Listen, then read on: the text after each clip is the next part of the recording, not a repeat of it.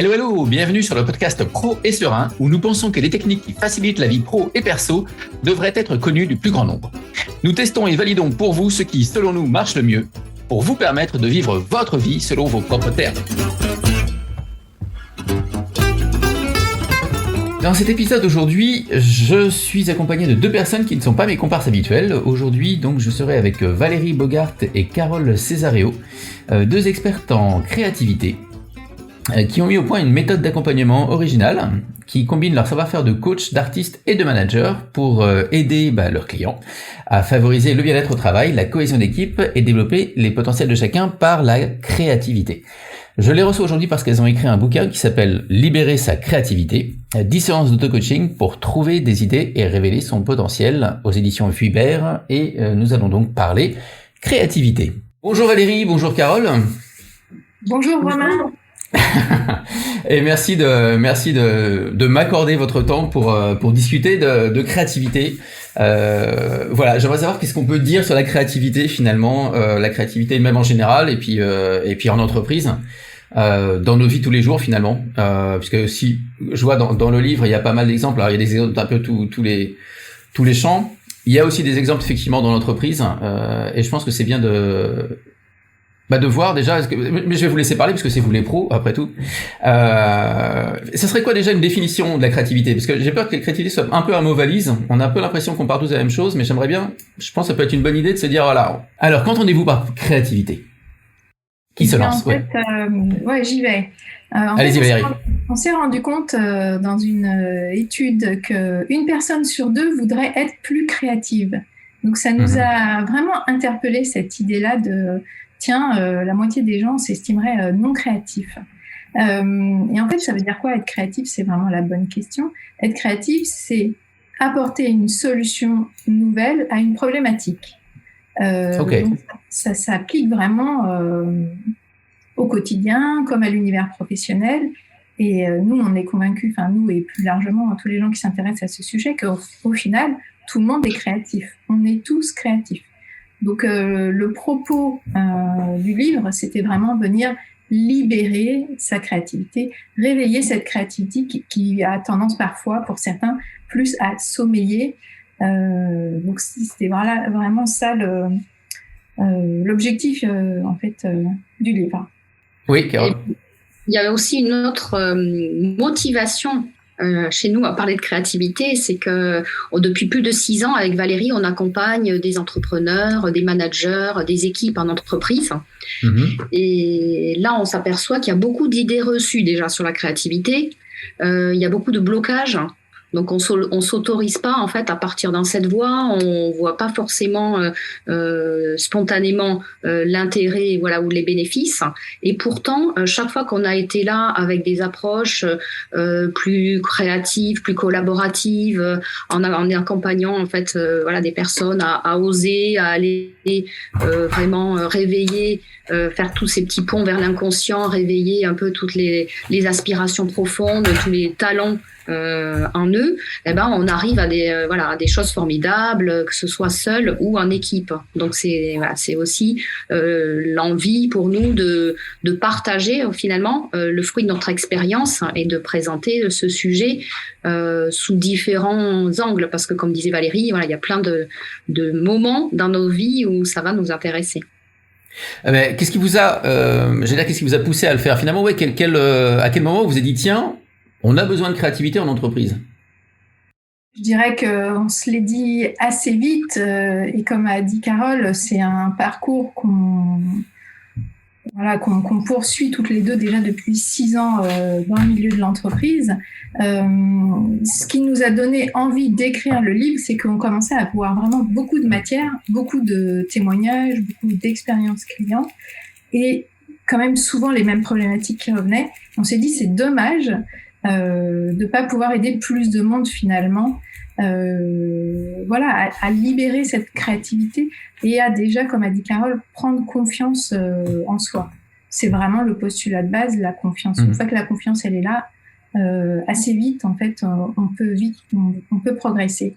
Et puis après c'est une question de timing, c'est-à-dire que c'était dans notre tête, on en rêvait un peu avec Carole et on se disait ça y est, on a la matière parce qu'on anime, on fait des formations, etc. On avait le contenu.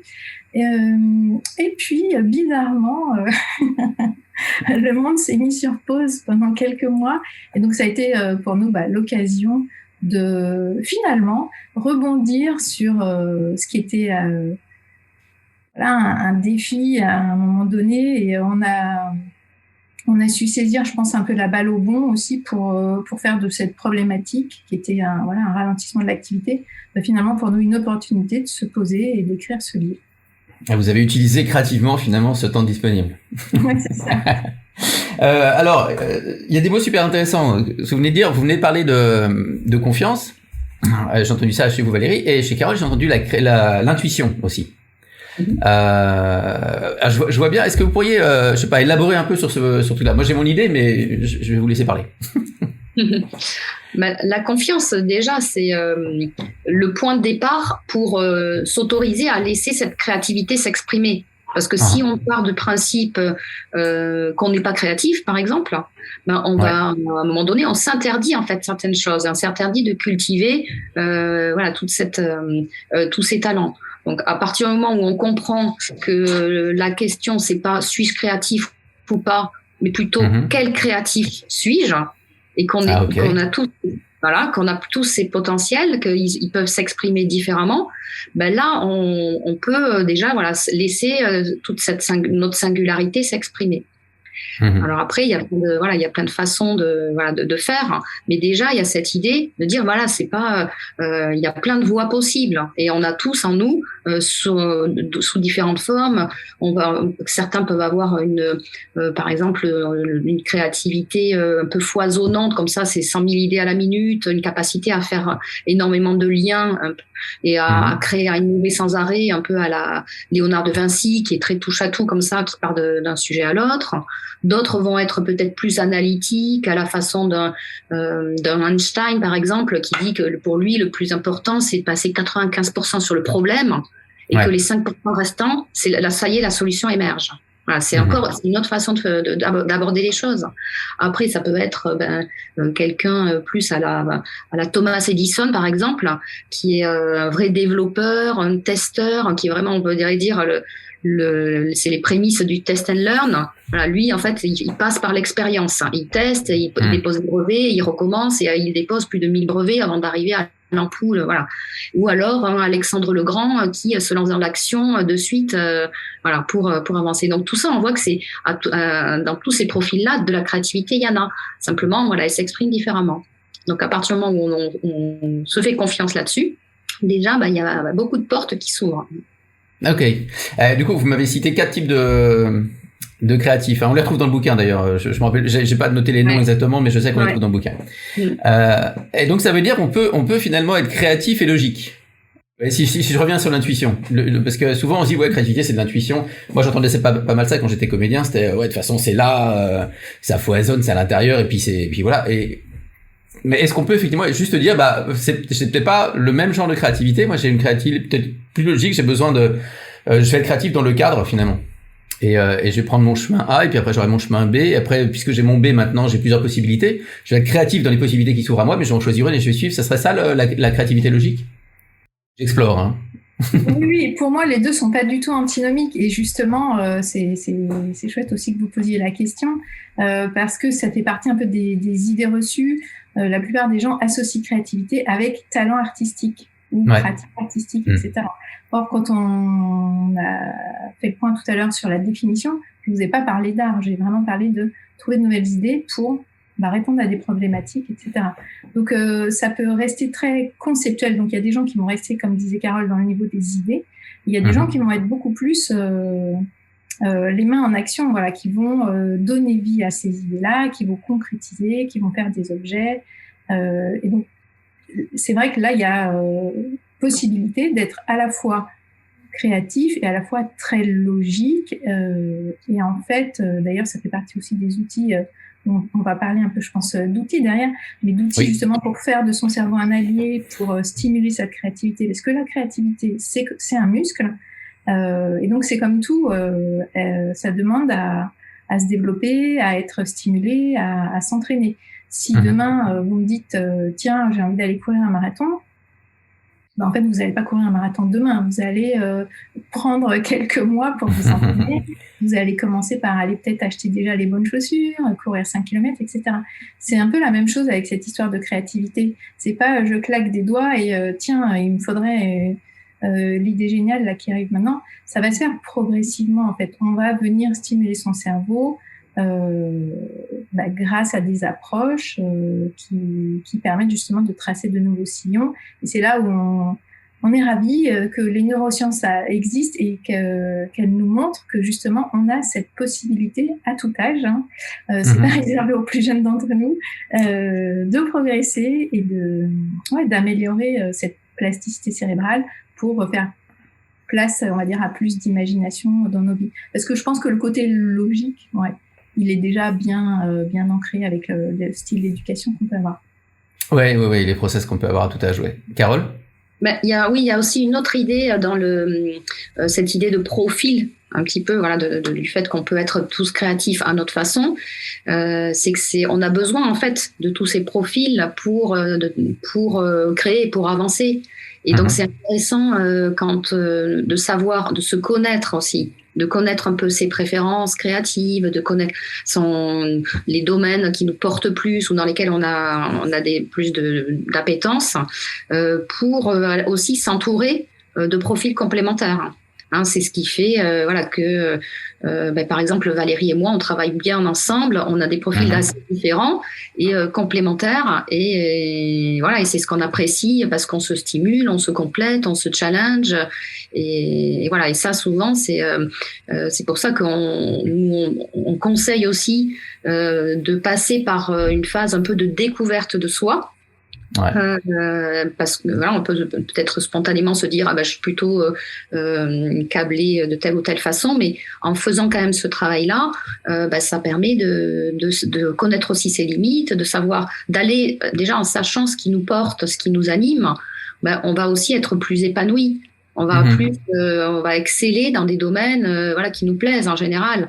Et à côté de ça, ça permet de connaître aussi ses limites et de savoir s'entourer de personnes complémentaires sur d'autres aspects, des choses qui pour nous peuvent être demander beaucoup d'efforts.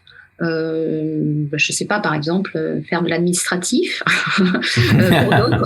Pour d'autres vont être très fluides. Et donc je pense que quand on est par exemple indépendant, notamment, c'est important de savoir aussi ça pour rester concentré sur la zone en fait dans laquelle on va être plus productif, plus créatif. Et c'est un truc que j'ai senti un peu dans le livre aussi. C'est vrai qu'il y a le côté apparemment pour être créatif, il faut déjà que j'apprenne à me connaître finalement. Ça passe quand même par là. Et ce qui est intéressant aussi, c'est et vous l'avez mentionné, là j'ai entendu Valérie notamment le parler, c'est que en fait la créativité elle est déjà là. Ma créativité est déjà là. Et alors la citation, vous la connaissez mieux que moi, mais je l'ai pas notée, j'aurais dû, mais du bouquin, un truc qui dit que les enfants sont des génies créatifs à 98%, et une fois adultes, il en reste plus que 2% ou quelque chose comme ça, je sais plus. Oui, c'est à peu près ça. Et puis Pablo Picasso nous exhortait à garder notre âme d'enfant. C'est vrai que si on réfléchit un petit peu, il y a quelques années de ça, si je vous donnais 2 bouts de bois, un drap, et vous arriviez à me faire une cabane et imaginer des mondes vraiment fantastiques avec juste un carton qui se transformait en voiture, etc. Donc on a tous été ces enfants joyeux, créatifs, imaginatifs, et donc il n'y a pas vraiment de raison que tout ça s'éteigne en fait. Donc c'est un peu le propos aussi. Et puis c'est vrai que Carole a parlé du fait que il y a une notion de plaisir, de fun, de jeu qui permet aussi de stimuler l'énergie, aussi de l'énergie créative, le potentiel créatif. C'est je vais trouver des nouvelles idées parce que à un moment donné le sujet m'amuse, parce que j'y prends goût, et pas parce que je suis dans de la contrainte. Donc c'est vrai que cette histoire en fait on a parlé de confiance, et je dirais qu'il y a quelque chose autour de la posture, aussi cette idée on se connaît mieux, on prend confiance en soi, on est dans ludopédagogie, on va dire gamification. Enfin, ces termes, c'est assez à la mode. Mais c'est vrai que ça aide aussi à faire émerger cette créativité. Ouais, Carole, tu voulais rajouter quelque chose? Oui, ben pour continuer sur l'âme d'enfant, en fait, si on regarde un petit peu comment fonctionne notre système éducatif en France, par exemple, souvent on dessine jusqu'au CP, et à partir du moment où on nous apprend à écrire, dessiner c'est mal. Voilà, on ne dessine plus. Ouais, okay. Voilà. Voilà, il faut rester dans l'écriture, dans la belle écriture, et griffonner, gribouiller sur ses cahiers, c'est pas bien. Enfin voilà. Donc en fait, il y a tout un conditionnement qui nous éloigne finalement aussi de ce plaisir du dessin, de l'écrit, des couleurs. Voilà. Donc comme si en fait il fallait absolument faire la coupure entre des choses pseudo-sérieuses, la connaissance avec un grand C, voilà, du reste qui contribue à laisser exprimer plus notre nature, voilà, aussi plus créative. Et donc c'est pour ça qu'il y a l'idée de réapprendre. Valérie parlait de réapprendre. C'est en fait tout ce qui était là, il faut finalement se rééduquer et se réautoriser à travailler avec des feutres de couleur, on le voit quand on accompagne des équipes en entreprise, qu'on arrive avec des couleurs de peinture, ça crée un effet dingue où tout le monde dit j'ai pas fait ça depuis la maternelle. Et finalement, on peut aussi, voilà, on peut travailler sérieusement sans se prendre au sérieux, et on peut exprimer les valeurs d'une entreprise à la façon d'un artiste. On peut travailler sur des enjeux stratégiques, ancrer les enjeux stratégiques d'une entreprise ou d'une équipe, par exemple, en passant par du dessin, par de la métaphore, par une expérience plus globale, tête, corps, cœur, voilà, qui permet à la fois de comprendre, de mémoriser, d'être vraiment impliqué en fait dans ce qu'on fait. Donc c'est vraiment aussi cette idée-là il y a vraiment, moi ce que je garde souvent en tête, c'est on peut travailler sérieusement sans se prendre au sérieux. Et à vous entendre parler toutes les deux, là, il y a la joie qui m'est revenue. Vous l'avez mentionné aussi, mais ça s'entend. Et je doute pas une seconde d'ailleurs que ça soit un des effets secondaires peut-être ou primaire espéré mais pas annoncé des formations. Je sais, alors c'est juste une anecdote personnelle, c'est que j'étais en formation, pour une fois je recevais une formation il y a pas si longtemps, et il y avait une participante avec qui on partageait sur un truc, et elle me disait moi je suis pas créatif du tout. Ah bon, ok, d'accord. Et je dis mais pourquoi, enfin qu'est-ce qui te fait dire ça? Et elle disait par exemple tu vois, l'autre jour une collègue m'a demandé de faire des slides machin de manière un peu sympa, créative et tout. Bon, j'ai fait un truc, et après la collègue elle a regardé, elle a dit ah ouais bon bah, je vais le faire, c'est pas grave. Et donc elle évidemment elle a été taclée comme ça, et elle s'est arrêtée direct. Et le formateur après nous a demandé un exercice, et on s'est dit écoute, on était en trinôme, on était à 3, et avec l'autre on s'est dit écoute, là c'est toi qui vas faire. Tu vas nous trouver un moyen. Il fallait qu'on fasse une petite scénette. On s'est dit pourquoi pas on ferait un truc de théâtre. Tu vas nous trouver un moyen. Et au début elle était non, je peux pas faire. Et en fait elle s'est éclatée. Et pour aller dans le sens de ce que vous dites là, c'est que tout d'un coup il y avait l'autorisation. Elle dit mais si, mais vas-y quoi. Et puis nous on trouve ça bien. Fais un truc. Si t'as envie, on porte des perruques. Enfin on s'en fout quoi. On fait quelque chose. Et vraiment elle a, je sais pas si elle se reconnaîtra si jamais elle m'écoute, mais elle avait changé. Vous voyez, c'est-à-dire qu'à la fin on sentait que, et puis elle avait envie encore d'en faire. À un moment faut peut-être un peu arrêter le truc aussi, parce que il fallait poursuivre la formation. Mais et c'était étonnant cette joie. Ça c'est vraiment un truc que vous sentez aussi quand vous arrivez dans l'entreprise, quand vous formez les gens à ça, vous sentez ce genre de truc?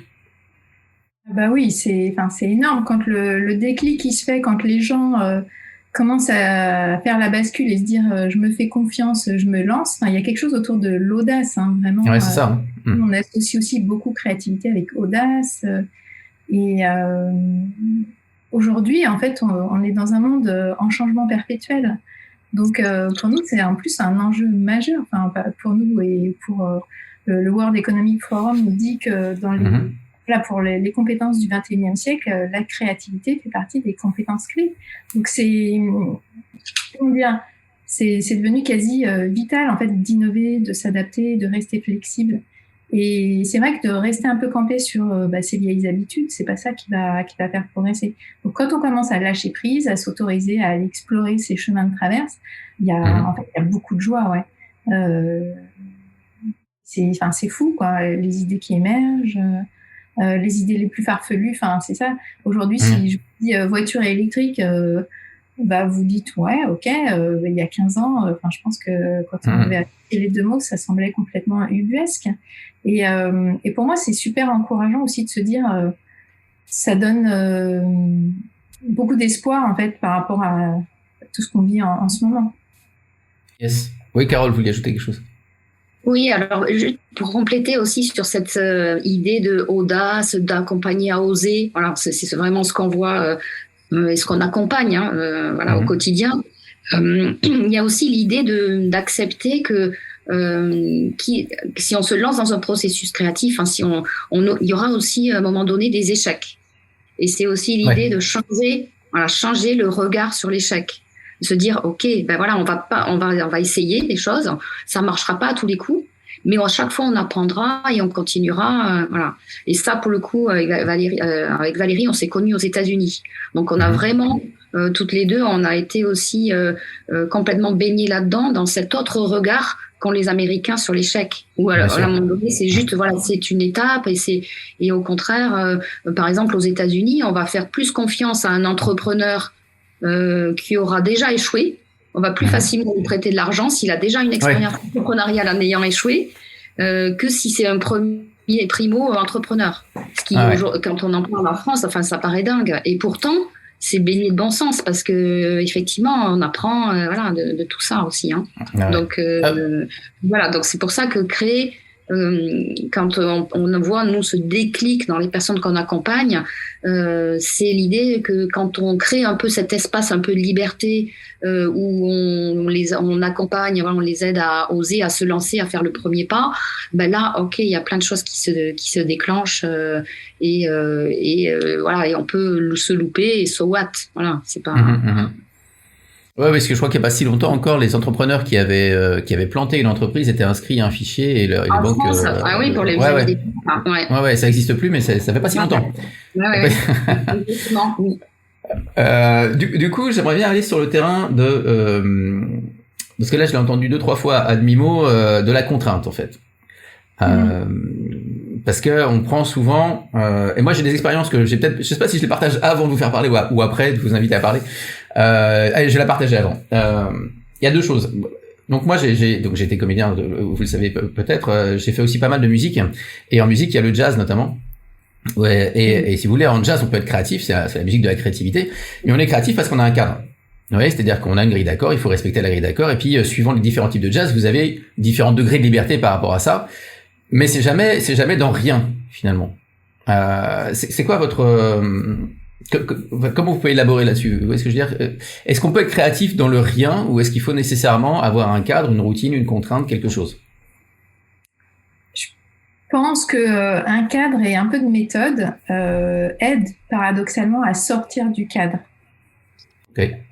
Parce que c'est toujours l'angoisse de la feuille blanche, sinon, comme on l'a dit aussi, pour des gens qui n'ont pas forcément beaucoup l'habitude d'aller dans le processus créatif, borner, savoir qu'il y a de la méthodologie, etc., ça rassure et ça permet on revient sur cette histoire de confiance, mais ça permet à un moment donné d'y aller, et puis c'est là qu'on va peut-être faire émerger les idées vraiment fantastiques, vraiment innovantes. Moi, j'entendais effectivement encore hier à la radio Pierre Hardy qui dessine des chaussures et qui disait que effectivement lui, il adore avoir un cadre. Il dessine pour des grandes marques de couture. Pour lui, ce qui est important, c'est avoir un cadre, exactement ce que disait Valérie, pour pouvoir mieux en sortir. Mais il y a vraiment on a l'impression que là encore, on fait souvent l'amalgame avec des grands artistes, des plasticiens. On a l'impression qu'ils innovent en permanence, mais derrière leur travail, il y a toujours une intention. Il y a toujours, au départ, il y a quand même un point de départ. Il y a toujours eu des contraintes. Et si on a besoin de trouver des nouvelles idées. Dans un contexte plus professionnel, on va toujours partir, pareil, d'un objectif, d'une cible. Il y aura toujours un contexte et un cadre. Voilà. Et en fait, c'est en se remettant à chaque fois bien dans ces contraintes-là, qu'après, on va aller explorer, amener différentes idées, et passer par des phases plus, alors là, on entre dans le processus créatif, mais plus de divergence, puis de nouveau converger vers des solutions, voilà. Oui, Valérie, allez-y. Oui, en fait, on reboucle aussi avec ces histoires de contraintes. Enfin, on vient de voir que ce qu'on vient de vivre, ça a finalement rendu possible le télétravail, alors qu'il y a quelques années en arrière, on disait que c'était pas possible. En fait, donc il y a eu cette évolution qui s'est faite, digitalisation accélérée aussi, du monde du travail. Il y a aussi une approche très systémisée que j'aime beaucoup, qui nous vient d'Inde, qui s'appelle justement l'innovation frugale. C'est un peu faire à la MacGyver avec les moyens du bord. Donc on n'a pas besoin forcément d'avoir beaucoup d'argent, parce que des fois il y a des gens qui pensent qu'il faut investir beaucoup, être très nombreux, etc. Et en fait, non, on peut faire avec les moyens du bord. Donc, j'invite vraiment les auditeurs à se renseigner sur ces innovations frugales. Donc, il y a par exemple quelqu'un qui a réussi à inventer un système de réfrigération dans la terre, sans frigo, sans électricité, pour justement des villages un peu reculés, etc. Et c'est hyper inspirant en fait. Alors ça m'amène, ça nous amène d'ailleurs sur la question de est-ce qu'il y a une méthode pour être créatif? Des outils, je sais qu'il y en a, j'ai lu votre livre, et je vous invite à en parler d'ailleurs, il n'y a pas de problème. Et la méthode aussi, est-ce que vous pouvez me parler de ça? Comment je fais, je veux devenir créatif, qu'est-ce qui se passe? Par quoi je commence? Alors déjà, en fait, la créativité, elle va...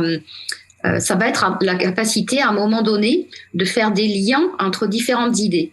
Et ces différentes idées, c'est un peu des choses qui sont à l'intérieur de notre cerveau, je dirais. Donc déjà, il faut... donc on a parlé de se faire confiance, mais il y a aussi une notion de quand même d'être curieux, par exemple. Au quotidien, s'intéresser, faire feu de tout bois. En fait, on dit en matière de créativité, on fait feu de tout bois. Ça peut être faire des choses nouvelles, ça va énormément stimuler, rencontrer des gens, s'intéresser aux gens, être curieux, observer les enfants, observer la nature. En fait, tout ce qui va pouvoir comme ça nous nourrir sera là en fait. Et à un moment donné, quand on va être dans un processus de recherche d'idées, il va y avoir un travail qui va se faire au niveau de manière inconsciente quasiment entre des éléments plus rationnels, plus posés, plus factuels et toute notre culture quelque part, tout le background qui va nous amener à imaginer des choses nouvelles. Alors pour ça, on va pouvoir s'appuyer sur des outils. Mais globalement, il y a quand même vraiment cette idée que ça va pas être juste l'éclair de génie qui va naître de rien. Il faut qu'il y ait quand même une matière à élaborer. En fait, d'ailleurs, souvent, il y a beaucoup de créations qui se font par, on parle de benchmarking, ou par analogie. Quand on fait du biomimétisme, on invente en copiant la nature. D'accord, ouais.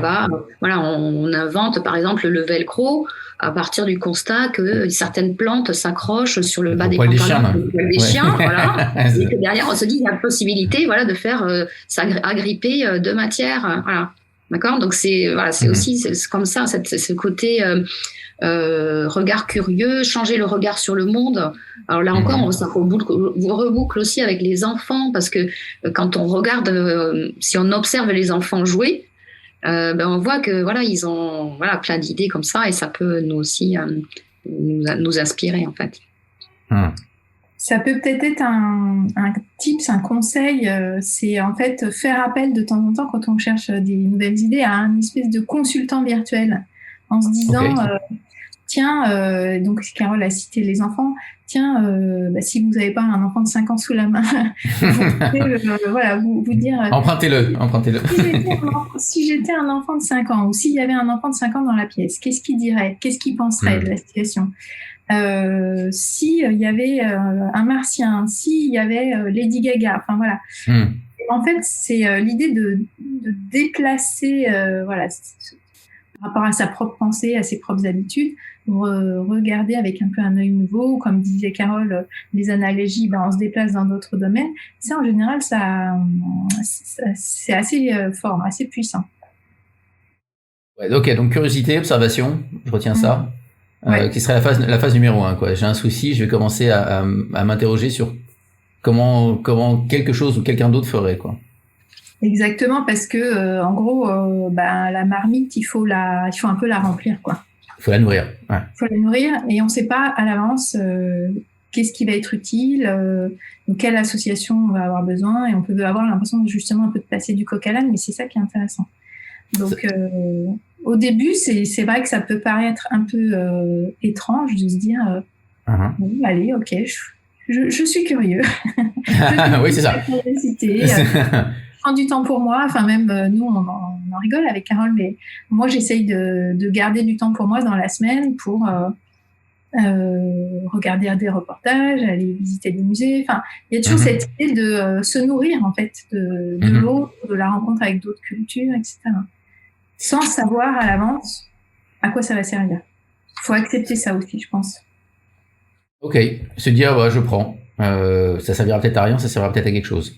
Je sais pas. Ouais. Okay. Souvent, ça sert quand même. Ça me fait penser à une phrase de Mozart qui disait, enfin, c'est attribué à lui en tout cas, j'ai jamais rien composé que je n'ai déjà entendu. Ouais. Et Einstein nous disait, je n'ai pas de talent particulier, je suis juste passionnément curieux. Ouais, donc directement. Donc je pense que c'est des bons exemples à suivre. Ouais, c'est pas mal. Ça me rappelle aussi quelque chose. Donc dans mes années de comédien, j'essayais pas mal de trucs évidemment, et j'avais fait un programme pour développer la créativité justement. Et en fait, la personne nous disait faites des trucs différents. Alors ok, super. Mais le programme que j'avais fait était particulier parce qu'il fallait tout faire différemment tout le temps. Et en fait, c'était épuisant. Je l'ai fait 4-5 jours. J'étais rincé. Et j'étais pas forcément plus créatif en fait, parce que du coup ça m'avait épuisé. À chaque fois il fallait que je trouve une autre manière de faire les choses. Il fallait que je le mange le petit déj le soir, le dîner. Enfin bref, ça arrêtait pas quoi. Par contre, ce que j'ai retrouvé un peu dans votre livre aussi, il y a l'idée que la routine peut tuer, mais pas forcément. La routine peut être aussi un soutien à la créativité. Vous en pensez quoi? Ouais. Oui, alors il y a plusieurs choses. En fait, ce dont vous parlez, en fait, c'est l'idée de passer en fait d'un mode de fonctionnement neuronal automatique à un mode de fonctionnement adaptatif. D'accord ? On dit que la créativité s'exprime quand on bascule dans ce mode de fonctionnement adaptatif. Okay. Donc, heureusement, on a aussi un mode de fonctionnement automatique que l'on applique pour des choses qu'on répète. Et heureusement, parce que ça nous repose. Là, ce que vous dites, voilà, effectivement, si on n'est que dans je cherche à faire des choses nouvelles, ça épuise énormément. Voilà. Mais là, heureusement qu'on marche sans réfléchir, qu'on conduit sans réfléchir au bout d'un moment. Voilà, qu'il y a un certain nombre de réflexes qu'on a au quotidien. L'idée d'entretenir et de stimuler sa créativité, c'est de pouvoir plus facilement faire la bascule et entraîner son cerveau à passer en mode là c'est quelque chose que j'ai pas encore fait. Ok, comment je m'y prends pour amener des solutions nouvelles. Et plus on va creuser en fait ce sillon-là et avoir cette habitude, moins on va être aussi stressé, démuni face à la nouveauté. Donc c'est pour ça que c'est important, quand même de stimuler et d'entretenir. Mais ça ne veut pas dire qu'il faut le faire tout le temps. Et ensuite, l'autre idée de la routine, c'est dire une fois, il y a ce moment où on fait la bascule, et puis quand on veut justement entretenir cette créativité, on parlait tout à l'heure de rester curieux, mais il y a l'idée de s'inscrire quelque part dans une routine qui va nous aider à continuer à muscler en fait cette créativité. Alors après, chacun va aller vers les choses qui l'animent, qui le portent. Donc c'est comme disait Valérie, trouver un moment dans l'agenda pour continuer à aller au musée, regarder des reportages. Pour certains, ça va être marcher en forêt parce que peut-être que justement la nature, la confiance, va aider à clarifier certaines choses. La marche sera plus méditative et ça va poser des idées. Donc c'est il y a ce moment ritualisé. Alors c'est vrai que nous on est assez porté vers tout ce qui est art visuel. Donc, on aime bien amener ce moment vers une vraie aussi un travail avec les mains, à se mettre en action. Ça peut passer par faire un bullet journal, du journal créatif, sketch-noter, voilà, avoir des moments comme ça où on entretient aussi la créativité. Mais voilà, c'est plus ça, cette idée de routine créative quelque part. Ouais. Je vous remercie d'ailleurs parce que dans le livre vous expliquez un peu le sketchnoting et comment faire arriver quand même à quelque chose, même quand on sait pas. Voilà, comme on s'est jamais autorisé à dessiner correctement, on va dire c'est comme ça, comme c'est mon cas. Et donc c'est plutôt sympa quoi. Ok, je retiens l'idée du muscle finalement. Créativité étant un muscle, quelque chose qui s'entraîne. Parce que souvent je fais l'opposition avec le poireau aussi. Vous savez, on dit faut pas tirer sur un poireau pour le faire pousser, ça sert à rien.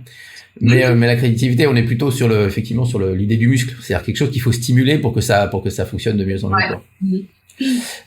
Ok, donc curiosité. Alors, quels outils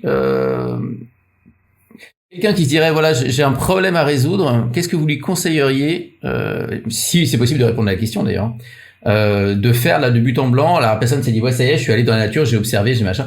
Quels outils même tirés de votre livre vous pourriez présenter là, peut-être 2-3 outils rapidement comme ça, qui vous paraissent vraiment essentiels, on va dire peut-être la base, peut-être le fondement.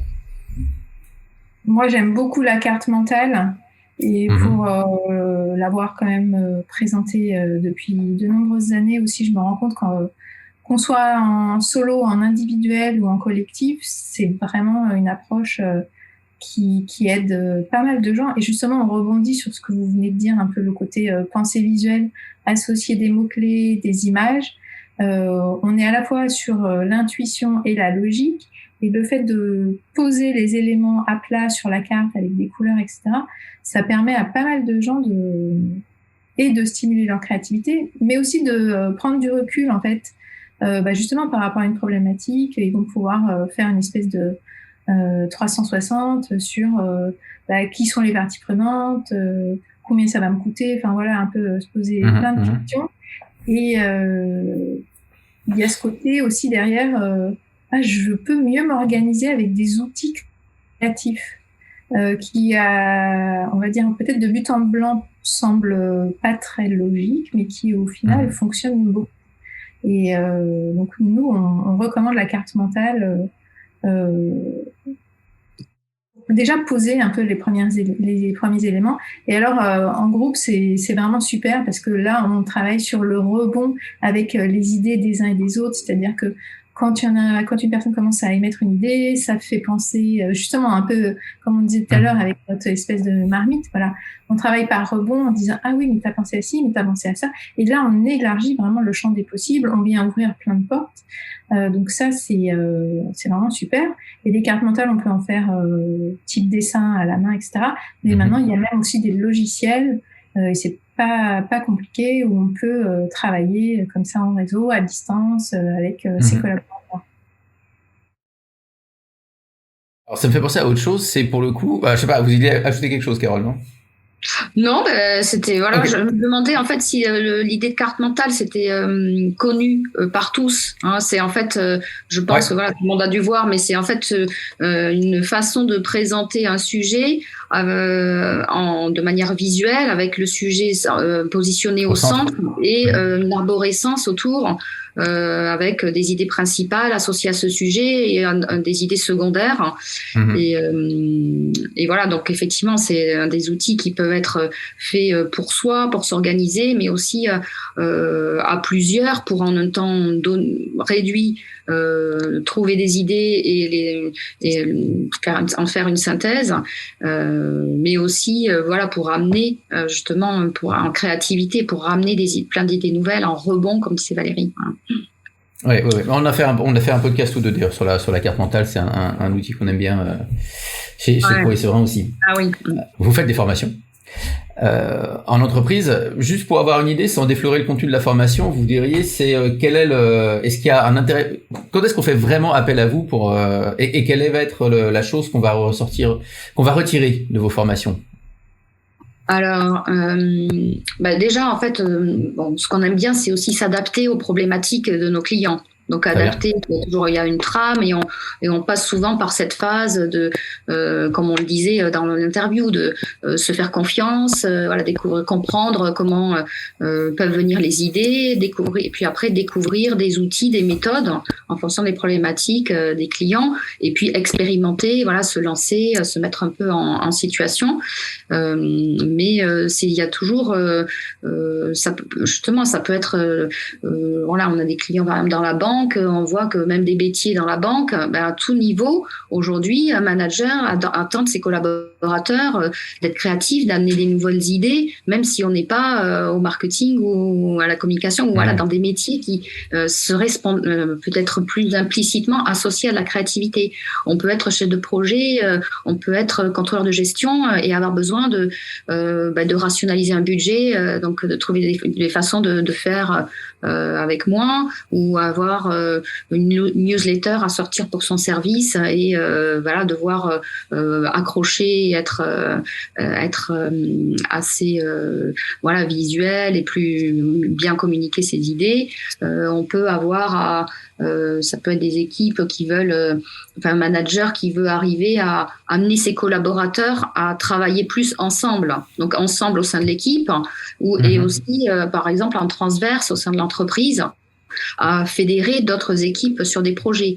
Donc tout ça, en fait, c'est aussi ce qu'on voit dans nos formations, c'est que il y a une notion de posture, de confiance, il y a ce fameux rôle aussi de facilitateur quelque part, manager, de plutôt coach, position coach, où on n'est pas là comme un sachant, mais on est là pour juste faciliter les choses, faire émerger du collectif. Et après, par des techniques, on peut, voilà, amener toutes les énergies et les idées à s'exprimer et à faire un consensus. Voilà. Et tout ça, on a des outils à notre dispo. Donc, on a parlé de la carte mentale, mais ça peut être, par exemple, organiser un Word Café avec, voilà, différents participants pour, pareil, faire remonter, émerger des idées, puis passer à des étapes de prototypage, un peu à la façon du design thinking. Donc, voilà, il y a toujours cette idée de se faire confiance, découvrir des outils et oser quelque part. Voilà. Et ensuite, voilà, on s'adapte aux problématiques des clients, des métiers. On travaille pas beaucoup avec les assurances aussi mutuelles. Donc là, c'est pareil, c'est des métiers où, voilà, spontanément, c'est peut-être pas fun. Et pourtant, c'est des secteurs qui sont en transformation et qui ont besoin, voilà, énormément de se transformer. Et donc, c'est justement, ils ont compris que c'était par des approches comme ça qu'ils vont continuer à engager les équipes, à les amener à travailler ensemble. Et c'est dans les échanges que naissent aussi des idées, quoi, nouvelles. Alors, vous l'avez mentionné, Valérie, vous avez mentionné le test and learn. J'ai déjà entendu plusieurs fois, etc. Donc c'est très bien. Je suis créatif, j'ai lu le bouquin, maintenant j'ai aucun problème, j'ai plein d'idées dans tous les coins. Qu'est-ce que je fais avec toutes ces idées? Comment je passe à l'application? Comment je mets en œuvre? C'est bien l'enjeu, en fait, c'est que derrière, trouver des idées, c'est super, mais à quoi elles vont servir? Comment je vais réinventer mon quotidien? Qu'est-ce que je vais en faire? Donc pour nous, on veut vraiment insister sur ce côté. À un moment donné, n'hésitez pas à vous lancer, à les tester, à les prototyper. Donc ça veut dire, si c'est une idée, c'est vous entourer peut-être de la famille ou en intra au niveau de l'entreprise. Essayer de tester l'idée pour voir les feedbacks des autres. Si c'est quelque chose d'un peu plus concret, il y a des Fab Labs, il y a des endroits où on peut vraiment commencer à les prototyper. En fait, c'est l'idée de pas trop attendre et de vraiment se lancer, lui donner vie à cette idée. Et puis après, c'est un processus itératif, c'est-à-dire que si on se rend compte que ça correspond pas vraiment à l'objectif qu'on s'était fixé, il sera toujours possible de rectifier le tir et continuer. Mais c'est des boucles, en fait. Et de plus en plus, on est persuadé on peut pas attendre d'avoir un produit fini, ou l'idée finie avant de se lancer. Parce qu'il y a finalement plein d'enjeux, plein de contraintes qui font que on sait pas dire à l'avance je sais pas moi, des contraintes peut-être techniques, de matériel, de budget, etc. Donc c'est en faisant aussi qu'on se rend compte des ajustements, on a des retours des clients. Enfin nous c'est ce qu'on a réalisé aussi même à l'échelle de notre entreprise. En 6 ans, on a aussi pas mal évolué parce c'était en ayant les mains un peu dans le cambouis, même si on est sur de la formation et des choses très cérébrales, mais je veux dire, en parlant avec nos clients aussi, qu'on s'est rendu compte de leurs attentes, qu'on a pu ajuster et grandir aussi et évoluer. Donc il y a cette idée pour moi de vraiment test and learn, c'est avoir une idée super, mais à quoi elle va servir, donnez-lui vie. Oui, ne la laissez pas toute seule comme ça. Ok, d'accord. Et je retiens aussi que effectivement l'idée peut-être de départ qu'on a eue va s'adapter finalement à la réalité du terrain. Ce qui est essentiel, c'est d'avoir une idée de départ pour justement trouver une nouvelle manière de faire. Ouais, exactement. Ok. Alors, on a parlé de joie tout à l'heure aussi. La joie que ça peut procurer. Moi, je sais que personnellement, ça m'a apporté énormément tout ce travail de créativité, de libération que j'ai pu faire et que j'ai eu la chance de faire, et jusqu'à un moment où j'étais presque ayatolesque, il fallait que ça soit absolument partout, on doit faire du théâtre partout, c'est obligé, enfin voilà. Mais sans aller jusque là en fait. Carole, un mot sur le bonheur d'être créatif? Oui, justement, on termine notre livre sur l'idée, plus de créativité pour plus de bien-être. Et donc c'est quand on parlait de s'autoriser, laisser le plaisir, le jeu, jouer un rôle dans nos vies au sens large. Donc effectivement, c'est parce que c'est aussi dans ce contexte-là qu'on va être plus positif, avoir envie de être plus créatif parce qu'on va se sentir mieux. Et c'est un peu un effet vertueux. C'est-à-dire plus on va se connaître, on va savoir que telle ou telle activité sont importantes pour nous, nous mettent en meilleures conditions, plus on va leur laisser de place dans nos vies et plus on se sentira bien en fait. Voilà, donc il y a vraiment cette idée, et au travers des pratiques créatives, artistiques, il y a l'idée de cette fameuse idée de flow. Ouais, le flow, c'est ce petit moment en fait un peu suspendu comme ça, où l'hormone du bonheur est sécrétée, la fameuse sérotonine, où on se sent dans un épanouissement total. Et là, il y a vraiment ce lâcher prise qui fait qu'on est vraiment en connexion avec notre inconscient, avec nos aspirations profondes, et que on continue à générer des idées et à être bien. Donc c'est pour ça, plus de créativité pour plus de bien-être. Ouais. Alors super, on va conclure là-dessus. Juste savoir si jamais les auditeurs qui nous écoutent étaient intéressés, où est-ce qu'on vous trouve pour vos formations? Alors, donc sur le site internet, par exemple, www.artforme.fr. Donc on nous retrouve sur tous les réseaux sociaux, également LinkedIn, Facebook, Instagram, mais le planning complet des formations sur le site internet, et le livre Libérer sa créativité dans toutes les bonnes librairies. C'est ça. Y compris en ligne. Ça marche. Valérie, Carole, merci beaucoup. Merci à vous. Et puis longue vie à vos formations et à votre livre alors. Et à la créativité en général. Et à la créativité. Merci Romain. Merci. Au revoir. Merci pour ce beau témoignage, beau partage. Pro et Serein, c'est fini pour aujourd'hui.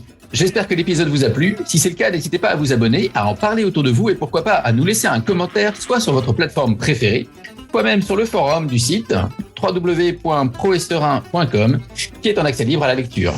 Restez pro, restez serein, et nous vous retrouvons au prochain épisode.